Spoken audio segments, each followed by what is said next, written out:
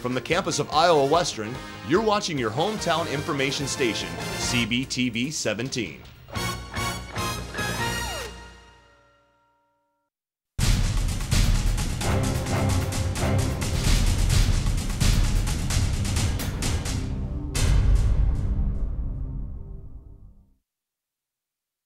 This week on Council Bluffs News, the Winterfest Ice Fishing Derby. Anglers hit the lake hoping for the perfect catch. Then, the decision. City Council members make a ruling on rezoning the property Gun School sits on. Plus, Proof, the next award-winning production to hit the Chanticleer Theater. That and more, all in this week's Council Bluffs News.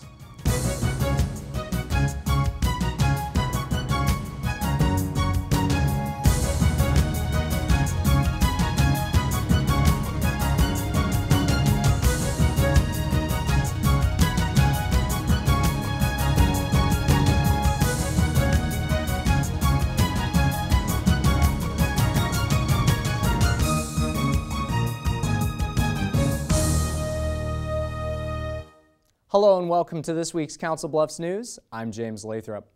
Winterfest is in full swing across the city, and that means it's time for ice fishing. But before the Ice Fishing Derby takes over Lake Manawa, an event January 25th at the West Broadway Hy-Vee is gearing anglers up for the big day. Dinner, a beer tasting, thank you for trying, and a prize giveaway. If you are 544-779. Just some of the few things going on at the Ice Bash, put on by a Bellevue-based nonprofit organization called Recycled Fish. Derby. We travel all over the country talking to ice fishermen about how we can take better care of our waters, and we do it through fun parties like this. A cause supported by many attendees. We've got ice fishermen who are saying, not only do I love to ice fish, I care about the future of my waters. Terry Pullen and his wife Lynette enjoy the festivities, but are more excited to hit the ice the next day. It'll be a lot of fun. They got the chili cook-off, they got the ice house, decorating contest. It's just a good time all around. yes it is. Profits go to the Recycled Fish Group. The hope is to continue the Ice Bash celebration for years to come. For Council Bluffs News, I'm Sean Crawford. Now on to the big event. Last year the Derby put on hiatus due to unseasonably warm weather, making this year's event even more special for area fishermen. It all starts with a hole.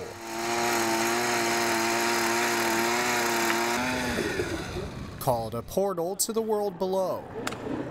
Ray Crook is looking to use that hole to catch a fish, and he's no novice. Every chance I get. I'm pretty well equipped for ice fishing though. Well equipped indeed.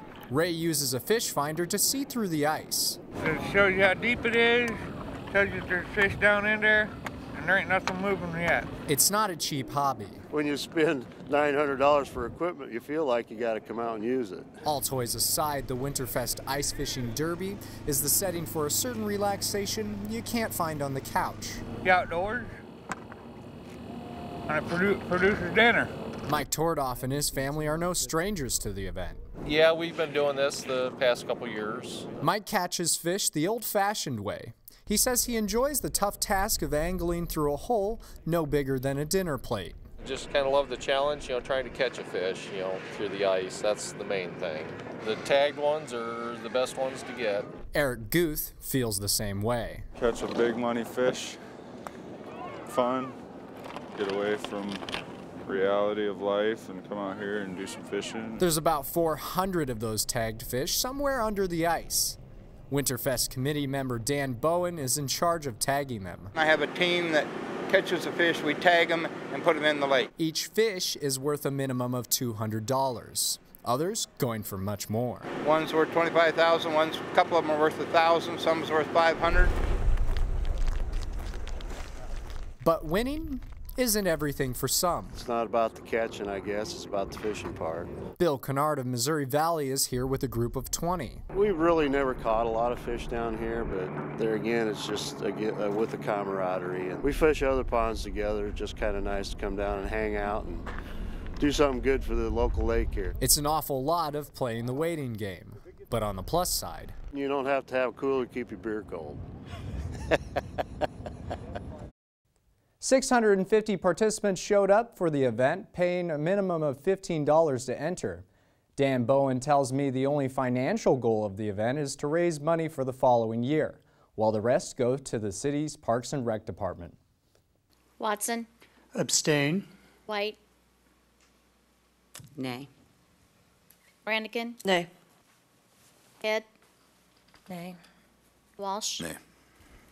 And that's why I don't feel good, because I think you guys are making a big mistake.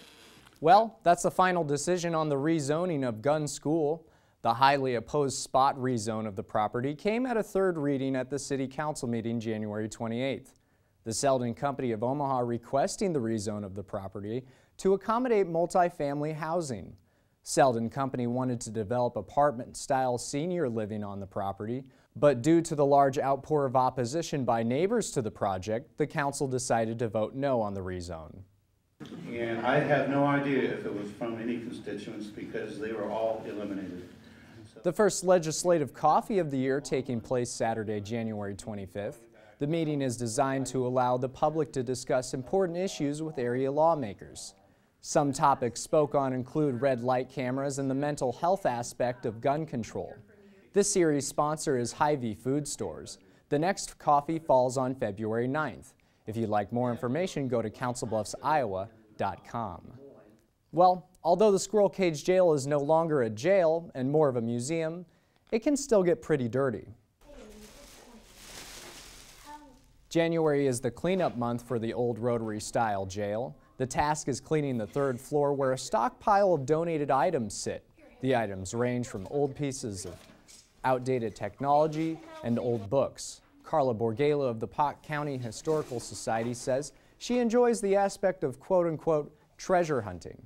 You get into things and you're going through, this is boring, then there's something really cool right in the middle of it. So it was fun, and we had great help from Ed Ritchie, our manager, and Haley, one of our volunteers, and Nevermore Paranormal came in to help us out. So. The jail reopens to the public February 1st.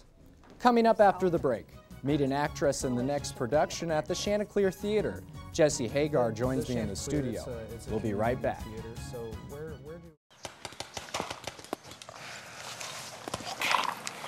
Signal.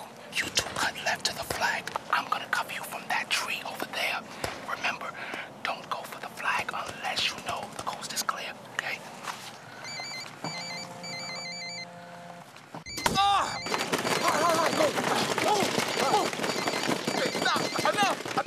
You don't have to be perfect to be a perfect parent, because kids in foster care don't need perfection.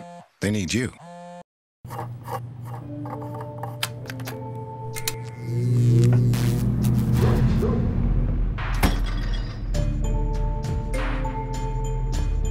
Traditional light bulbs actually generate 9 times more heat than light.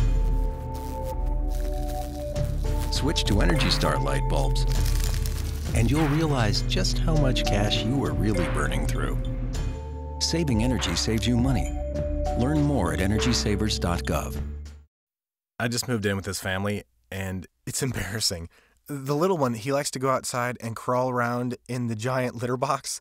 I don't know what he's doing. Oh, poop already! You're making me nervous. The average text takes your eyes off the road for nearly 5 seconds. Stop the texts. Stop the wrecks. Visit us at stoptextsstopwrecks.org. Hello and welcome back to Council Bluffs News. I'm here with Jessie Hagar. She's in a production called Proof. It's playing at the Chanticleer Theater in Council Bluffs. Thanks for joining me. Thank you. So tell me about Proof. What's it about exactly?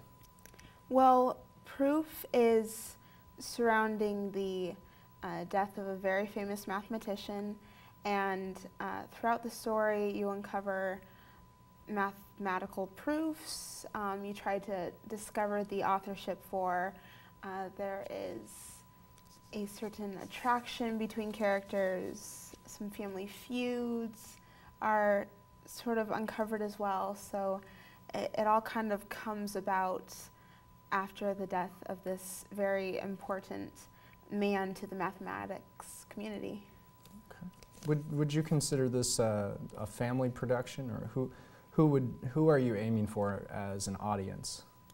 An audience, I would consider maybe teens and older. There is a little bit of language, but it is a very well-written script. Definitely a fun piece to watch and be a part of. So we definitely try to keep the range wide for this one. So your character is Catherine, correct? Yes. Tell me a little bit about Catherine and her part in the production. Catherine is the daughter of Robert, the mathematician who has recently passed, and she is trying to deal with the death of her father, the arrival of her sister in town. They don't necessarily get along too well, and she's also trying to figure out what to do with the attractions of Hal, one of her father's former students. So definitely a lot of self-discovery and discovery between herself and her relationship with the other characters. Okay. The Chanticleer, it's a community theater. So where do a lot of these actors and actresses come from for Proof? Proof. This specific production, most of the actors as well as the crew come from Omaha. But the Chanticleer definitely pulls from both Council Bluffs and Omaha on numerous occasions. Okay. Why do you think it's important to bring productions like Proof and theater productions like this to the public, to Council Bluffs?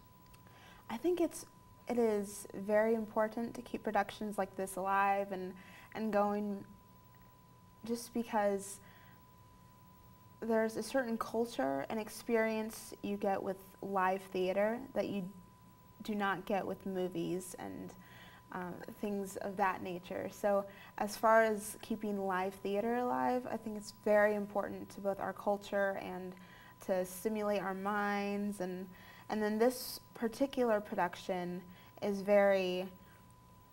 a lot of people say Proof, it's about math. I'm not interested in that, but it's definitely not. It's also about the relationships and how the dealings with, different situations, whether it's a passing of a parent or the affections of someone else. So I think it's definitely very important for many people to be exposed to this kind of performance. Okay. Well, Jessie, thank you very much for joining me. Thank you very much for having me. If you'd like to see Proof, it starts February 1st at the Chanticleer Theater. You can call the box office at 712-323-9955. Stick around, the Reaver Beat is up next. All right, guys, we gotta be smarter about what we bite on, okay? I want everyone to go outside. We're gonna run Red Rover on 3. What about you, Tony? I'm gonna run around in circles, flatten my arms, and make engine noises like this. When it comes to playing, we kids are the pros. We're eating right, too. We fuel up To play 60! If your school doesn't have a program, be a leader. Start one. Click today and join the movement. Hi, how are you doing today? What looks good? Our special today is shrimp scampi. It's been sitting around for about a week. Excuse me, what time are you guys leaving? We're gonna rob your house tonight. Don't you wish there were warnings to protect you from life's risks? With diabetes, there is one. It's called A1C, a simple blood test that helps measure your risk of a heart attack and other complications. Learn more at diabetesaonc.org. 2 outs with a runner on first base. Now the big guy comes up to bat, hitting .342 with 92 RBIs and 36 homers.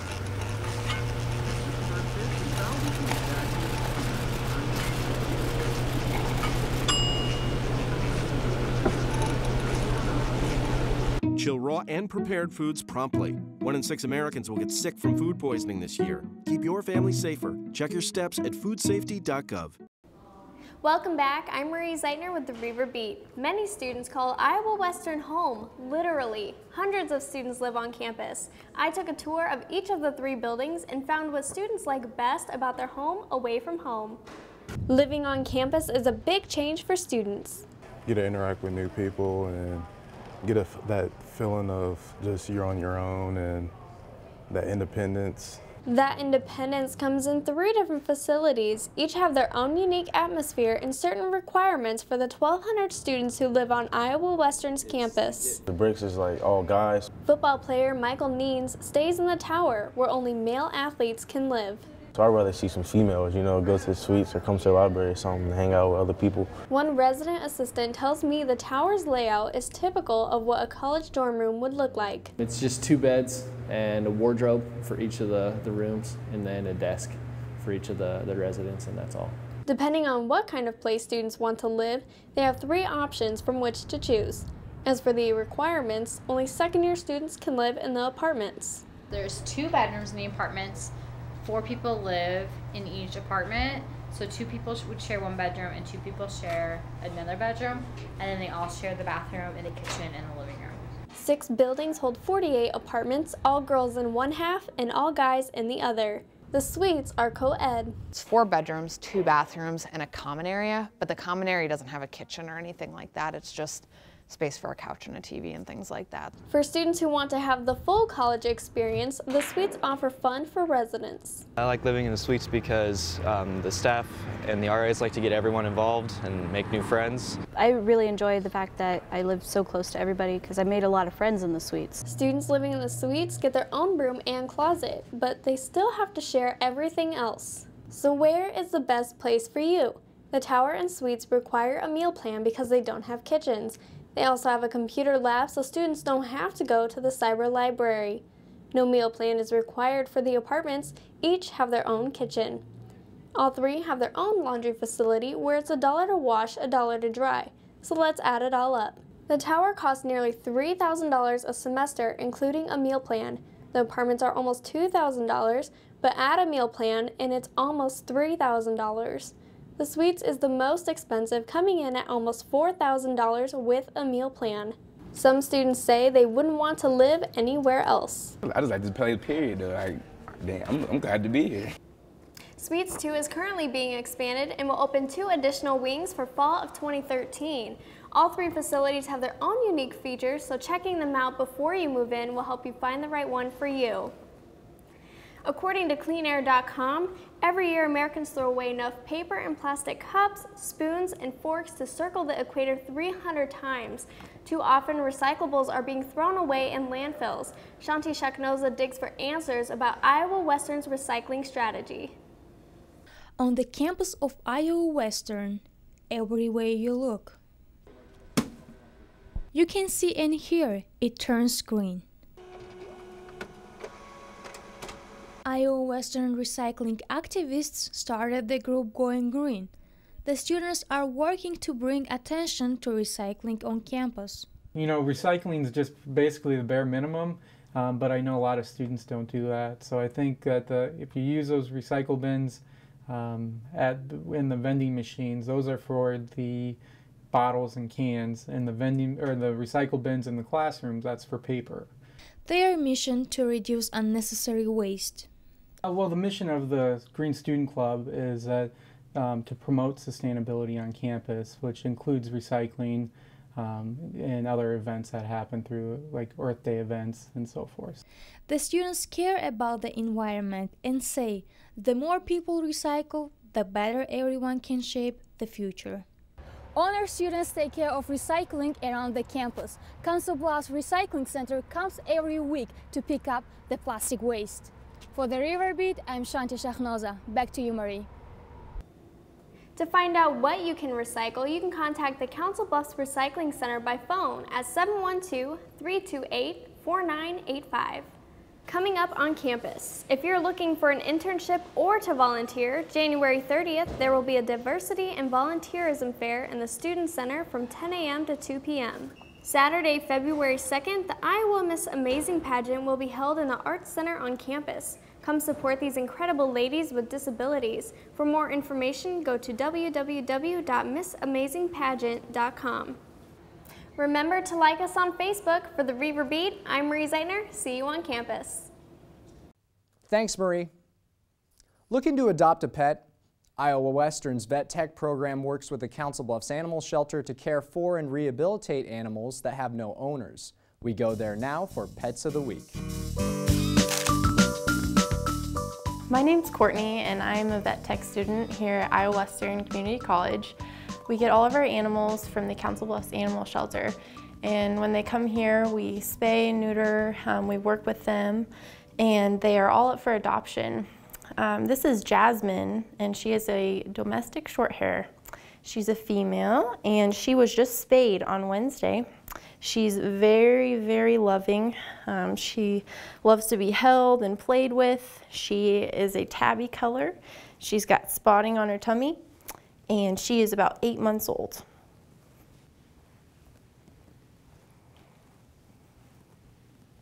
This is Mufasa.